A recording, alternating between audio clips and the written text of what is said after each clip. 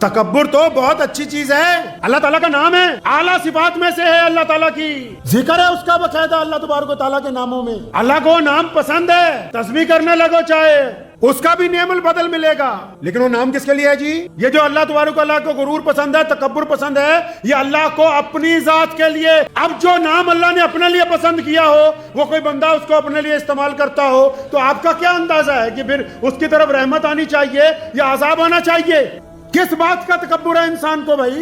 जरा सा blood pressure high हो जाता है तो इसको लगता है कि शायद मौत ना आ जाए, नस ना फट जाए, डॉक्टर के पास भागता फिरता है। जरा सा पखाना रुक जाए तब भी टेंशन हो जाती है, पता नहीं क्या हो गया। तकब्बुर किस बात का है? बहुत ज्यादा दौलत है, इस बात का तकब्बुर है। कल तक जिनके पास बहुत ज्यादा दौलत थी, आज वो सड़कों पर बैठे हुए भीख मांग रहे हैं। कल तक जिनके पास बहुत ज्यादा दौलत थी, आज उनके महलों के खंडरात खड़े हैं, कोई वहां पर एक वक्त में सफाई करने वाला नहीं।